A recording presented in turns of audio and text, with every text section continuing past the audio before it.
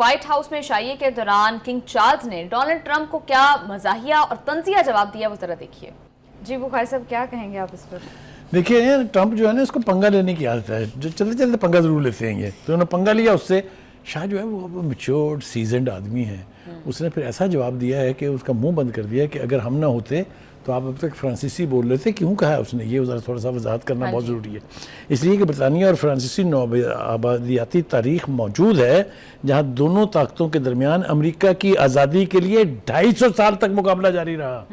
وہ یہ کہہ رہا ہے کہ جیسی نہ ہوتے تو تسی فرانسیسی بول رہے ہوں گے, یہی نہیں ہے. میں نے کہا نا کہ ٹرمپ پنگا لینے سے تو بات ہی نہیں آتے. انہوں نے اچانک بینکویٹ میں انہوں نے کہا کہ میری ماں کو آپ کے اوپر بڑا کرش تھا. آپ ذرا اندازہ فرمائیے, امریکہ کا پریزیڈنٹ, سپر پاور کا پریزیڈنٹ, ایک وزٹنگ وہ کہہ رہا ہے کہ میری ماں کو بڑا تمہارے اوپر کرش تھا, اور وہ کہتی تھی oh Charles how beautiful you are. یار یہ خدا کے واسطے یہ کیا ہو رہا ہے. Any way having said that, میرا خیال یہ ہے کہ حضرت صاحب کو پنگا لینے سے اب باز رہنا چاہیے کیونکہ پنگے کی گنجائش بہت کم رہ گئی ہے. جی بخاری صاحب اب آ جاتے ہیں اندرون خانہ, جو چھریاں چاقو چل رہے ہیں عوام کے اوپر, اس کے اوپر بات کر لیتے ہیں. آج پرائم منسٹر صاحب نے پھر جو ہے وہ ایک اجلاس کیا ہے, اور اس کے اندر بھی جو ان کا لب و لہجہ ہے اس سے تو یوں لگ رہا ہے کہ جمعے کے دن ایک اور قیامت جو ہے وہ ٹوٹنے والی ہے غریب عوام کے اوپر. انہوں نے ایک عجیب و غریب بات کی کہ ہماری 2 سال کی محنتیں ضائع جائیں ہیں. نہیں, بڑی رنگ لائی ہیں آپ کی محنتیں. 150 پہ پٹرول آپ کو ملا تھا, آپ نے 400 کے قریب پہنچا دیا ہے. محنتیں تو آپ کی رنگ لا رہی ہیں. اگر آپ کی محنتوں کا یہی حال رہا تو اگلے اور 10-15 دن کے اندر 500 سے اوپر جائے گا پٹرول. اور خدا کے واسطے رحم کریں کوئی لوگوں کے اوپر.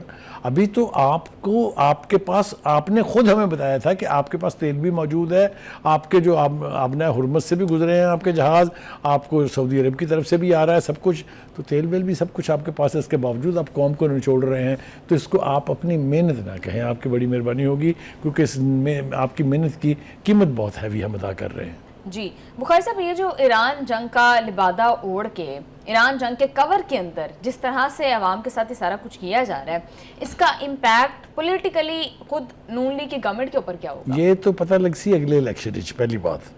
اور دوسری بات یہ ہے کہ اگر یہی حال رہا تو جس طریقے سے لوگ تنگ ہیں, جس طریقے سے لوگ احتجاج کر رہے ہیں, کہیں ایسا نہ ہو کہ روایت کے عین مطابق بازی میں ہوتا رہا ہے کہ جب قیمتیں حد سے بڑھ جاتی ہیں تو لوگ پھر گھروں سے باہر آ کے کبھی کوئی وابڈا کے دفتر جلا رہے ہوتے ہیں, کبھی کوئی حکومتی آفیسز کے اوپر قبضے کر رہے ہوتے ہیں.